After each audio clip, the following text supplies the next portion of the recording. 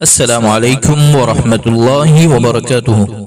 अल्हम्दुलिल्लाह આપણે સૂરા બકરાની આયત નંબર 39 સુધીની તફસીર જોઈ। હવે આજના એપિસોડમાં સૂરા બકરાની આયત નંબર 40 થી તફસીર શરૂ કરીએ છીએ ઇન્શાઅલ્લાહ। આજના એપિસોડનો ટોપિક છે ઇસ્રાઈલની સંતાનોને સંબોધન।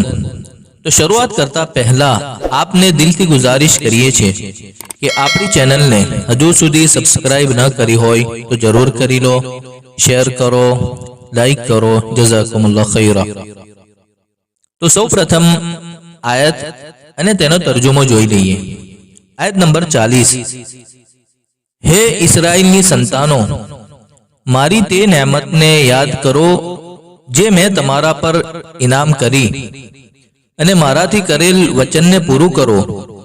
હું તમને કરેલ વચનને પૂરું કરીશ અને ફક્ત મારાથી જ ડરો। તફસીર। હવે અહીંથી ઇસ્રાઈલની સંતાનોને સંબોધન કરવામાં આવે છે। ઇસ્રાઈલ એટલે કે અલ્લાહનો બંદો। હઝરત યાકૂબ અલૈહિસ્સલામનો આ લકબ હતો।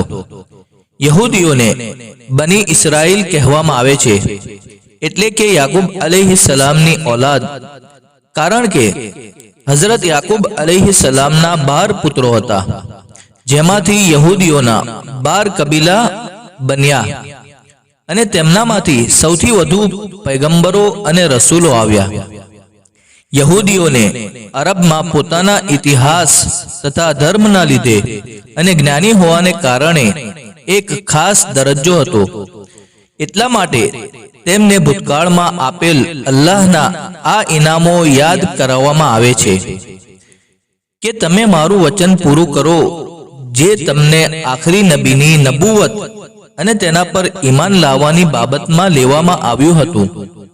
જો તમે આ વચનને પૂરું કરશો તો હું મારા વચનને પૂરું કરીશ કે તમારા પરથી તે ભાર ઉતારી દેવામાં આવશે જે તમારી ભૂલો અને ગુનાહોને લીધે સજા રૂપે લાદવામાં આવ્યો હતો અને તમને બીજી વાર ઉચ્ચ પદવી આપવામાં આવશે। અને મારાથી ડરો કે હું તમને લગાતાર આ અપમાનતામાં રાખી શકું છું જેમાં તમે પણ છો અને તમારા બાપ દાદાઓ પણ હતા।